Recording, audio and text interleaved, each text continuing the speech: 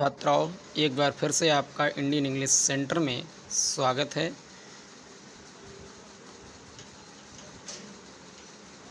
जैसा कि हमें ज्ञात है कि हम इससे पहले अपने जो भी पद थे उनको हम पहले पढ़ चुके हैं, जिसमें हमने आपको पहला, दूसरा, तीसरा और चौथा एवं पांचवा पद पढ़ाया है।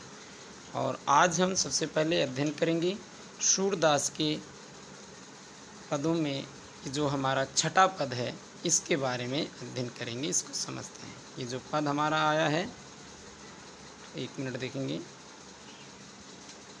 शुरुआत करते हैं। इससे ऊपर के पदों का तो हम अध्ययन कर चुके हैं, लेकिन हमारा जो पहला ये पद यहाँ पे बचा हुआ है, इस पद को भी हम पढ़ लेते हैं। जो हमारा छठा पद है इसको समझते हैं। यहाँ से ई शुरू होता है। सखीरी मुरली ली जय चोरी, जिन गोपाल कीन्हे बस अपने, जिन गोपाल कीन्हे अपनी बस, प्रीति सवन की तोरी, सखीरी मुरली ली जय चोरी। छिनिक घर भीतर निसी बाशर, धरत न कबहूँ छोरी, कबहूँ कर कबहूँ अधरन, कट कबहूँ खोसत जोरी, सखीरी मुरली ली जय चोरी। आगे के पदों को देखेंगे। ये जो हमारा यहाँ पे आया है, इस पद को भी, इन लाइनों को भी समझ लेते हैं। जो ऊपर से ही कुछ दो लाइनें बची हुई हैं यहाँ से। ना जानो कछु मेल मोहिनी, राखे अंग अंग भोरी, सूरदास प्रभु को मन सजनी, बंध्यो राग की डोर, सखीरी मुरली ली जय चोर। अब इसके आगे की पंक्तियों का अर्थ समझते हैं, देखेंगे। गोपियाँ जो हैं वो आपस में वार्तालाप करते हुए कहती हैं, सखीरी मुरली ली जय चोर। एक सखी दूसरी से कहती है कि हे सहेली, चलो हम भगवान श्री कृष्ण की मुरली यानी बांसुरी को चोरी कर लें। जिन गोपाल कीन्हे अपने बस, प्रीत सवन की तोर। जिन यानी जिस बांसुरी ने गोपाल श्री कृष्ण को कीन्हे माने कर लिया है अपने बस, अपने बस में। जिस बांसुरी ने गोपाल श्री कृष्ण को अपने बस में कर लिया है, प्रीत सवन की तोर, हम सभी के प्रेम को तोड़ करके जिस बांसुरी ने श्री कृष्ण को अपने बस में कर लिया है, चलो हम ऐसी बांसुरी को चोरी कर लेते हैं। छिन एक घर भीतर निस बाशर, धरत कबहू न छोड़। बताती हैं गोपियाँ कि छिन एक घर भीतर निस बाशर।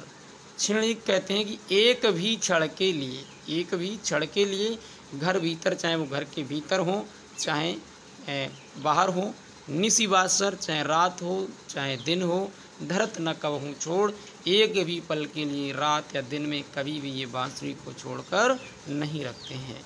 कबहूँ कर कबहूँ अधरन, कट कबहूँ खोसत जोर। कभी तो ये बांसुरी इनके हाथों में रहती है, कबहूँ अधरन कभी होठों पर रहती है, कट कबहूँ खोसत, कट माने कमर में, कभी तो ये अपनी कमर में बांसुरी को लगा लेते हैं। इसके आगे की पंक्तियों को हम समझ लेते हैं। ना जानो कछमेल मोहिनी, राखे अंग अंग भोर।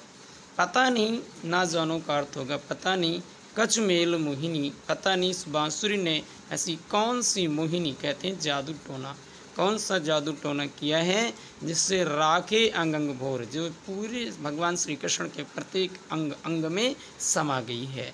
सूरदास प्रभु को मन सजनी, बंध्यो राग की डोर। सूरदास जी कहते हैं कि हे सखी, मुझे तो ऐसा, सखियाँ बता रही हैं, आपस में कह रही हैं कि हे सखी, मुझे तो ऐसा लग रहा है कि जो प्रभु का मन है वो बंध्यो राग की डोर, वो राग यानी प्रेम की डोरी से बंध गया है। यही कारण है कि श्री कृष्ण पूरी तरह से बांसुरी से ही प्रेम हो गया है और हम लोगों को उन्होंने भुला दिया है। इसके साथ हम अध्ययन करते हैं और इनके दूसरे पद को भी देख लेते हैं। जो दूसरा पद है ये भी मोस्ट इम्पॉर्टेंट है और कई बार आया हुआ है। इस पद को समझते हैं। एक छोटा सा पद है, ध्यान देंगे। ऊधो मोहि ब्रज बिसरत नाही, वृंदावन गोकुल वन उपवन, सघन कुंज की छाही। प्रात समय माता जसुमती, अरुनंद देख सुख पावत। प्रात समय माता जसुमत, अरुनंद देख सुख पावत। माखन रोटी दहो सजायो, अतहित साथ खवावत। गोपी ग्वाल बाल संग खेलत, सब दिन हसत सिरात। सूरदास धन धन ब्रजबासी, जिन सोहित जदतात। बताते हैं यहाँ पर भगवान श्री कृष्ण जब मथुरा चले जाते हैं तो उस समय यहाँ की गोपियों की बहुत याद आती है। उन गोपियों की और वृंदावन की और ब्रज के निवासियों की याद की वजह से भगवान श्री कृष्ण जो हैं वो इनको याद करते हुए अपने मित्र ऊधों से कहते हैं, ऊधो मोहि ब्रज विसरत नाही, हे ऊधो मुझसे वृंदावन भुलाया नहीं जाता है। वृंदावन गोकुल वन उपवन, वृंदावन गोकुल और वहाँ के वन उपवन जो वन हैं, जो बाग बगीचे हैं और सघन कुंज की छाई और घनी कुंजों की छाया है, कुछ भी मुझसे भुलाया नहीं जाता है।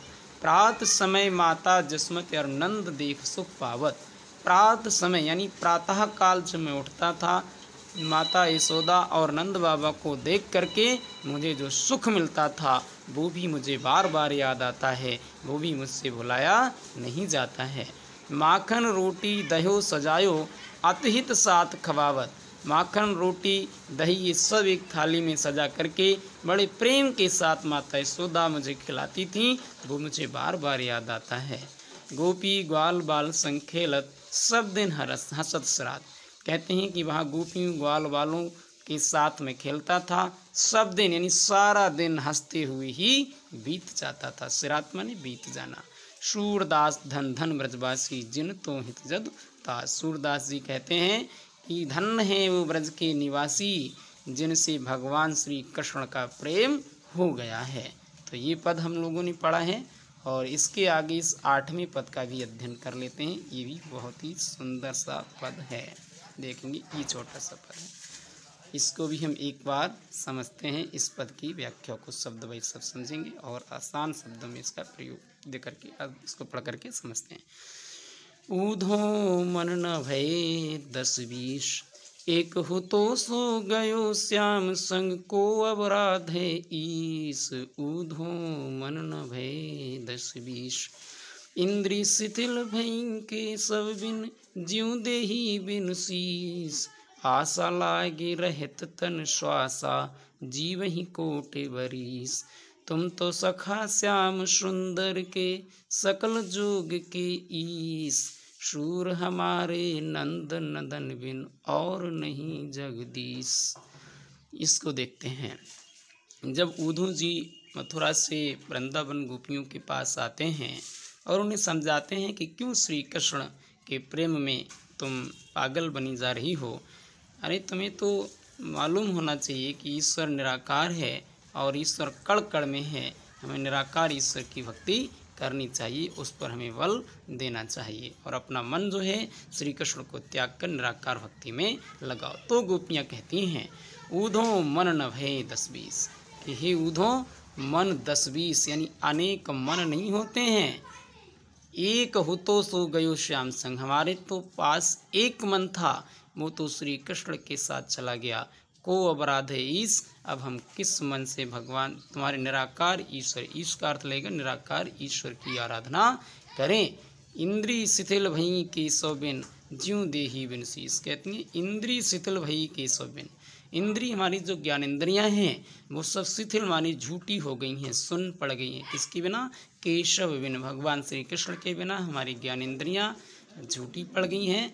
अब हम कैसे हो गए? ज्यों देही बिन शीस, जैसे बिना सिर के धड़ रह जाता है वैसे ही श्री कृष्ण के बिना हमारी स्थिति हो गई है।